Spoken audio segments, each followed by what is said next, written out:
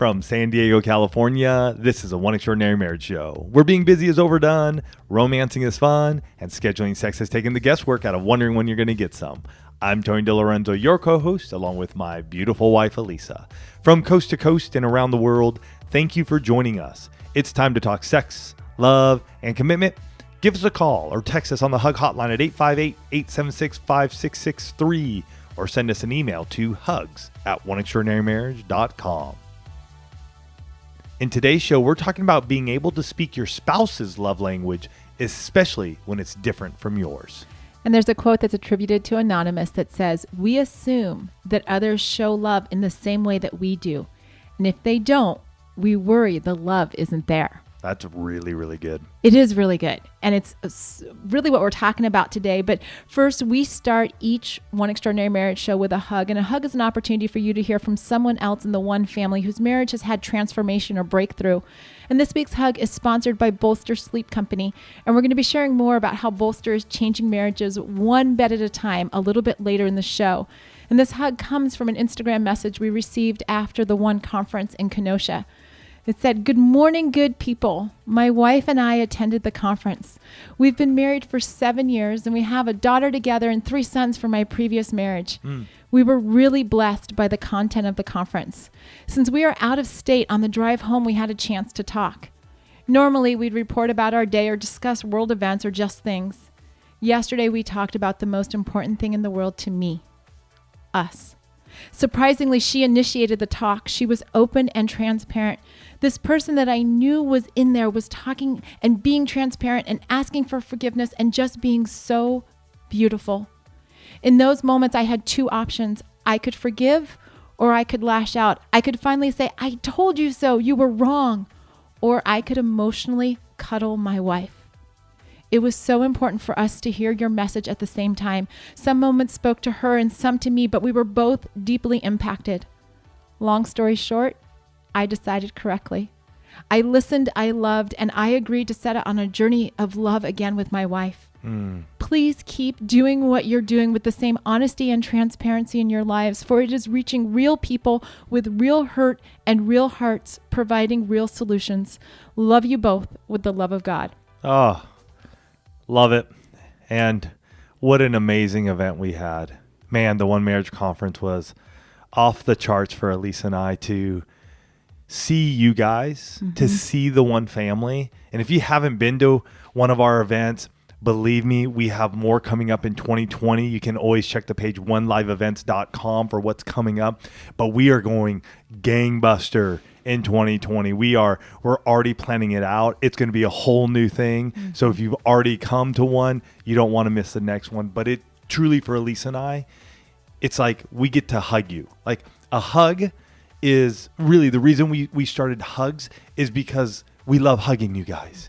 And at an event when we get to see you and see breakthrough happen and give you a hug and love on you, to us, there's no greater joy. And so thank you for all of you who did attend and for all of you who are going to attend. We can't wait to see you in the future.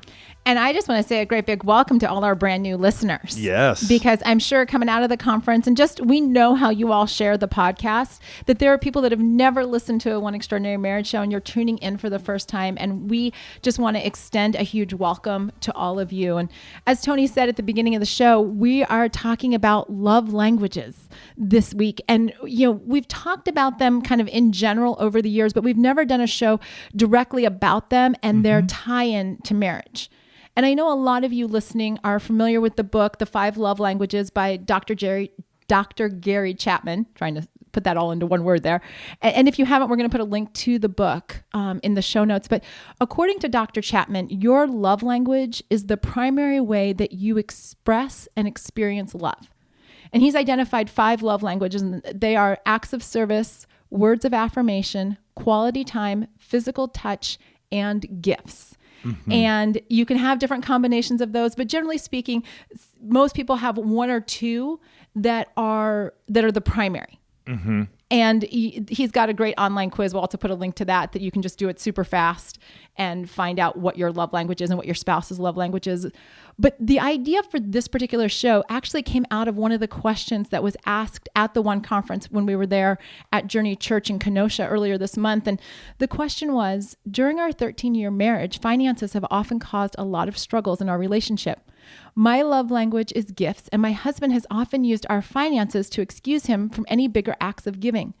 This has often caused me to deal with resentment towards him and feelings that I'm not worth it. Many gifts have been promised, but none have actually been filled. How do we remedy this problem? And it was interesting because I saw that question, and we get hundreds of questions at conferences like this, so we can't get to all of them. But I thought, you know what, we need to talk about love languages on the show because we haven't done it before. People know what they are, but whether we're talking about the love language of gifts, or we're talking about touch, or we're talking about any of the love languages, it really could come back to this question. And I think this is a great question because it really does play into the financial intimacy. Mm-hmm. And how are we dealing with our financial intimacy? And yet I have this love language of gifts, and how do those combine? Because as she said, they're watching those, but then her husband sort of has abdicated himself, going, well, the reason I can't give you gifts is because of our budget, and it's our financial intimacy. And so they all play together. It's in a pot, and it's all mixed together. So how does it get interwoven? And then how do we deal with that? Mm-hmm. And the fact of the matter is that it's hard. It's hard for you to speak a language that doesn't come naturally to you, or maybe one that you've never seen modeled, or one that's on the bottom of your list. But the reality is that we have to learn, as individuals, we have to learn how to love our spouse in the way that they receive love, not the way we want to love them. And it's been a challenge in our marriage. Mm-hmm. When Tony and I first, I was thinking about this the other day. We probably found out about love languages, about 10 years, 12 years into our marriage, give or take. Wow.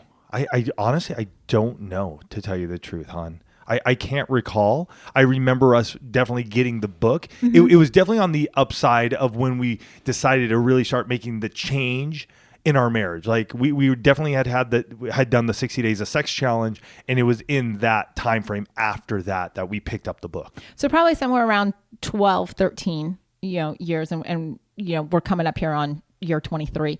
And when we did that, what came out of it was that my primary love language is words of affirmation. Mm-hmm. And Tony's primary love language is acts of service. Mm-hmm. And physical touch would be the second touch. Yeah, they kind of, sometimes go back and forth. And, it was really interesting because, when I saw that Tony's love language was acts of service, I probably puffed up my chest and said, hey, no problem. I've got this. Most weeks I get the laundry done. This was before the teenagers started producing laundry like nobody's business. Most weeks I would shuttle the kids around. I'd take care of making appointments. I would do all of these things. And I'm thinking, why does he not feel loved? What is his problem? Right? Seriously, that was my attitude because I'm just thinking, I got this. And so we have this conversation around acts of service, and Tony's like, yeah, those things do nothing for me. And you probably had to pick my jaw up off the ground when he said that, because I'm like, dude, I'm totally serving you. Mm-hmm. What's the problem? And the problem is that, and this is what's so key here, you have to know what specific actions in your spouse's love language actually speak to their heart. And so I learned in that moment that there were specific actions that Tony wanted me to do that would say, I love you.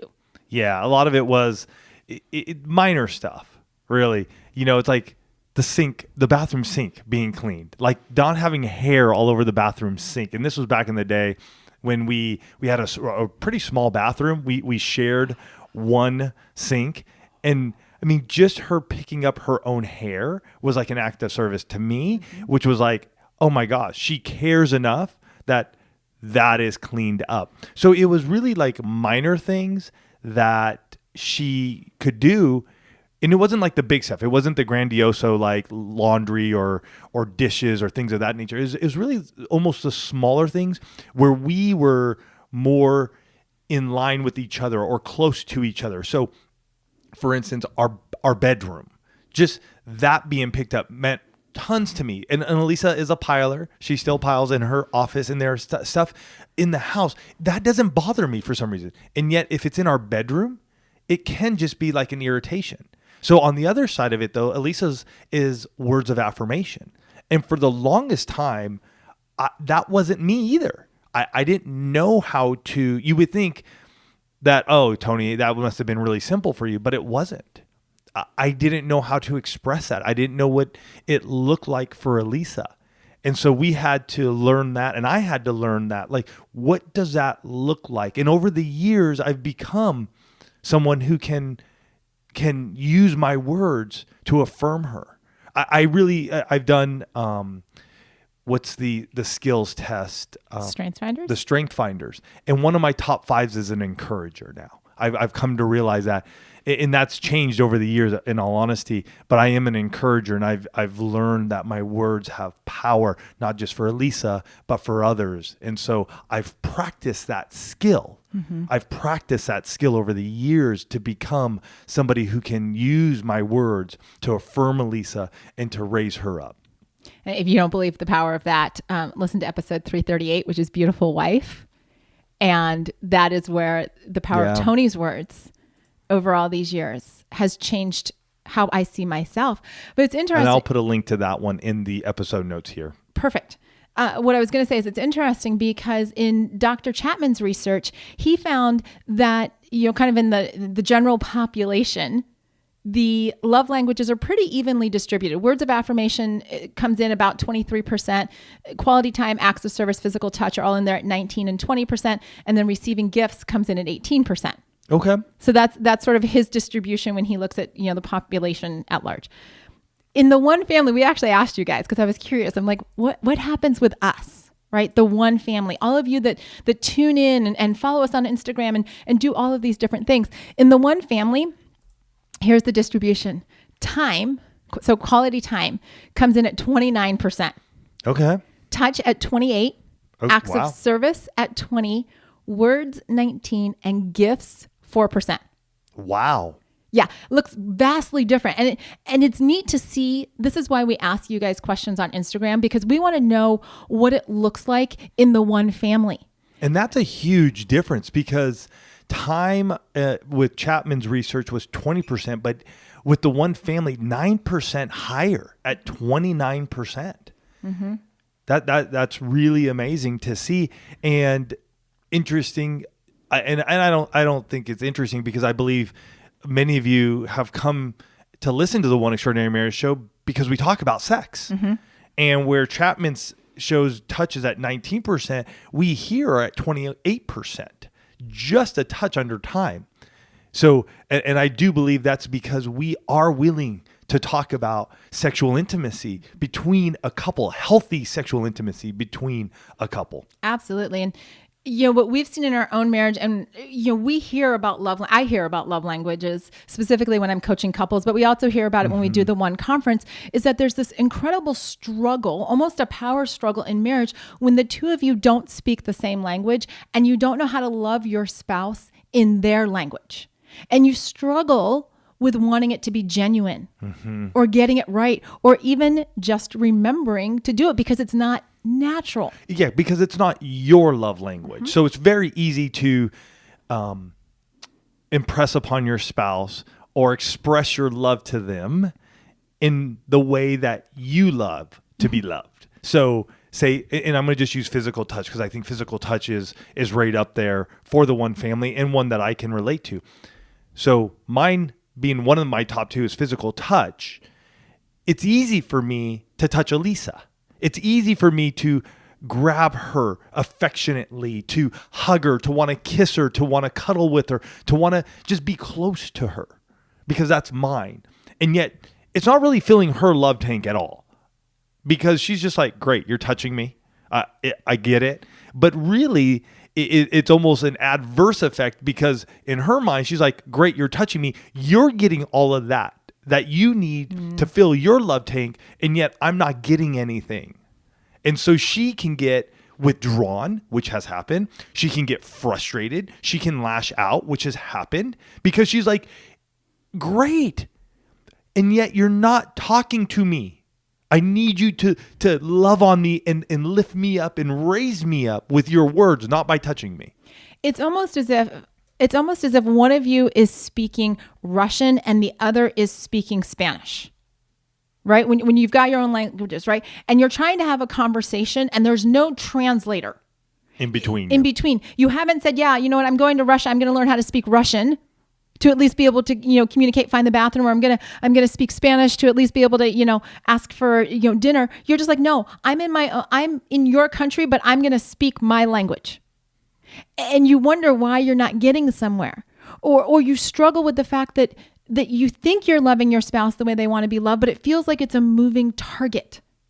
Or for some of you, you said that the love language only gets spoken when sex is the goal.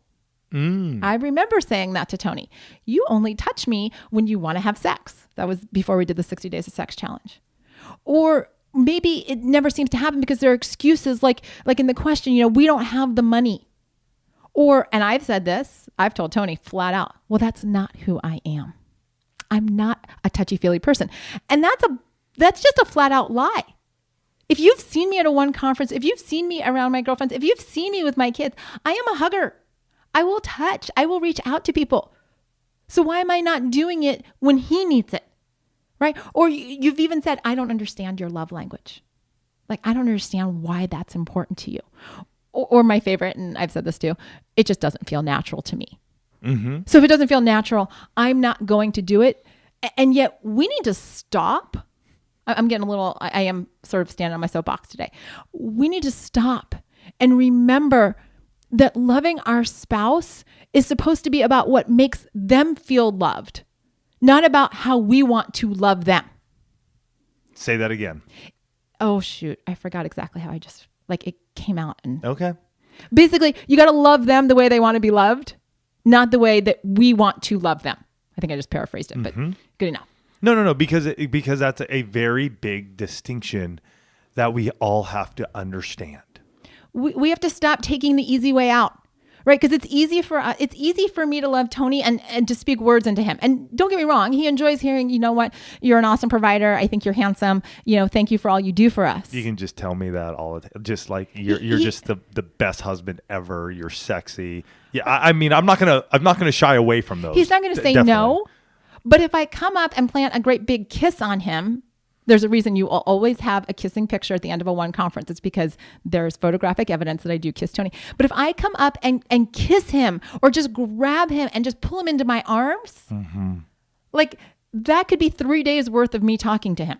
Yeah. Because of the impact, because that's how he receives love. And even for Elisa, I would even say the slightest, one of the biggest for me when she shows my love language, when she's expressing my love language, is when she can, in her own ability, driving down the road, lifts up her left arm, lifts up her left hand, and just moves it and puts it on my knee.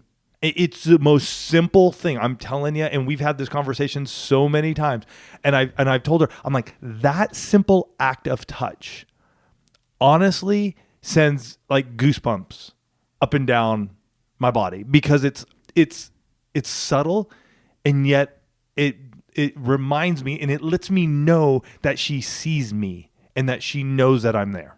And that's one of the biggest things about loving your spouse and their love language. It's a validation of who they are, and that you see them and recognize them as the individual that God has gifted you with. Right? When we choose to love them in our love language, the way we want to be loved, it's all about us. This is about me. This is how I'm going to love you. When you create that shift and say, I'm going to step out of what's comfortable, what's natural, what I think I can do, and I'm going to love you in your love language. And yes, sometimes you actually have to go through that process. You say, you are so important that I will step out and do what's not natural to me to show you that I love you. And so here's the thing though, and here's the caveat. We live in real lives. This isn't like something that we just make up and it looks perfect. Do we mess up? Heck yeah. Are you going to stumble a little bit? For sure. But do you give up? No. Do you begin to open up emotionally? Do you dive into your emotional intimacy and go, hey, when this works, when you do this, that's what lights me up. And you may have to have that conversation multiple times. What I will say, though, for the spouse who's receiving that, do not shut down. Do not explode, because either, you're a volcano or you're a iceberg, right? So you sort of shut down and you're underneath the surface there. But take it. Take it and listen, because it's so easy for us to hear our spouse say something like that and just want to light up and just want to take them out. And a lot of times we just need to listen to understand what's happening instead of reacting all the time. And when it comes to our love languages, I've seen it so many times that couples just react that they don't get to learn anymore, because it's an ebb and a flow. We're in a dance, you guys. This marriage is a dance. And just because I say, hey, my love language is physical touch, that can mean 1,000 different things. And so we have to dance and we have to talk and we have to understand one another to really start to hone in on what does that physical touch really mean. And for Elisa, what does it really mean to have words of affirmation? Because the words that I think may lift her up and encourage her and affirm her as a wife and a woman may not.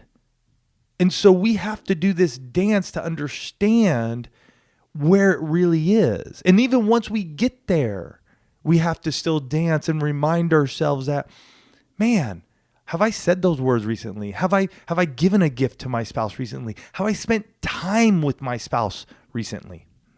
And this is where that shift happens. And we want to talk about creating that shift in your marriage. But first, we want to thank this week's sponsor, and that's Bolster Sleep Company. And Bolster is a company that is dedicated to helping you sleep well so you can live your life more fully. And I love that Bolster believes that when people are really rested, that they can invest in what they're passionate about. And that's family, community, or like I'm just going to go out and call it your marriage. Yes. You have a lot more energy for your marriage when you are well rested. Bolster's premium hybrid mattresses combine real springs with a mid-layer of cooling foam for a much cooler sleeping experience. And I will tell you, after sleeping in hotels and sleeping on all different kinds of beds, there was nothing like coming back home to our Bolster bed and just being in that with the cooling foam. I'm telling you, I didn't think that was going to make such a difference. But every time I lay down, I'm like, I just sleep better in that bed. And I mean, I get such a good night of sleep. There's nothing better than having that well-rested feeling when you wake up in the morning. Absolutely. And the Bolster beds are made and manufactured in the USA with eco-friendly materials. Delivery is free, and everyone has a 100-day in-home trial. So go to bolstersleep.com/one to receive 10% off your entire purchase. Don't waste another night tossing and turning or sweating on opposite sides of the bed, waking up every time your spouse moves. Go to bolstersleep.com/one and get your 10% off. Your body and your marriage will thank you. So let's say you've read the book, or maybe you've taken the quiz and you know your spouse's love language. And whether it's the same as yours or not, these strategies are going to work. And you sit down and you have a conversation. How do your love languages differ?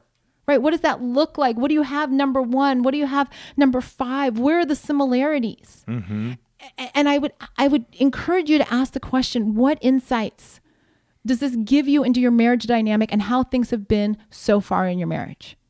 It's amazing when you know what your spouse's love language is, when you look at it and you can look back and you can say, this is why we've had some tension.